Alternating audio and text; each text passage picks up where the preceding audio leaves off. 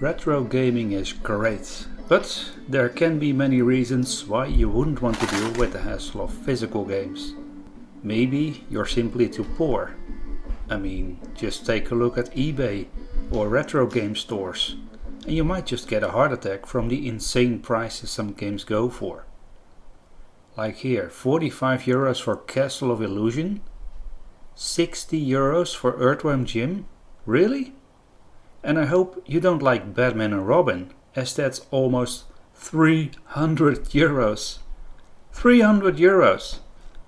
At least you'll get 12 months warranty, but come on. And the worst part is, that is not even the most expensive game you can buy. Some games literally go for thousands of dollars.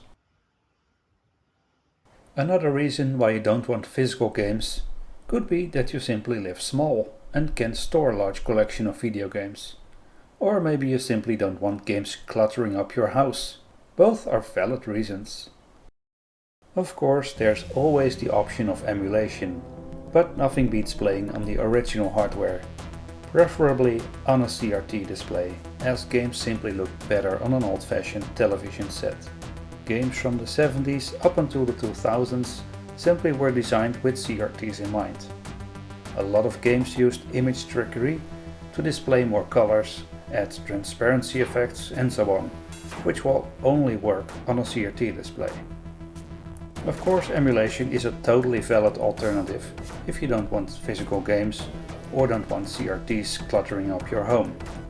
But just know there is a happy medium to bridge the two worlds.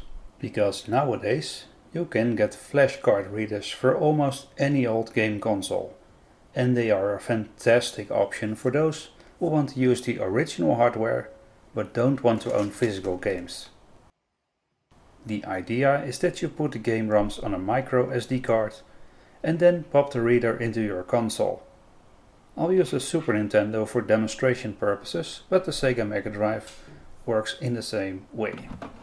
When you power up the console, you will be presented with the option to play a game that you previously loaded, or select the new game from the ROMs that are on the SD card. When you select the game, the reader will load the game onto flash memory and it will stay there, even after a reboot or power cycle, until you load another game. For the console, it doesn't make any difference whether you load a ROM this way or just put in an original cartridge which contains the exact same ROM. The console just sees a ROM image where it expects to find one and loads it into memory. So the gaming experience is 100% identical to using the original game.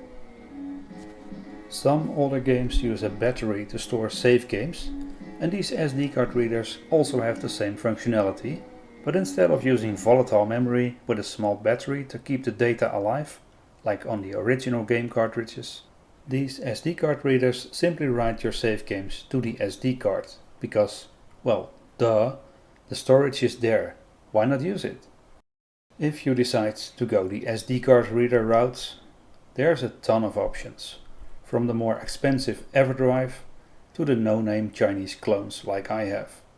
They all work pretty much in the same way, although these cheaper ones are probably a bit slower to load games, and maybe they won't last as long as they're probably using cheaper flash chips. But so far I've had no issues. If, like me, you simply want to play retro games and don't care all that much for building up a physical game collection, these SD card readers are the perfect option, as they allow you to still use your original hardware with the convenience of using modern SD cards. You can even get wireless controllers from most older consoles to add to the convenience.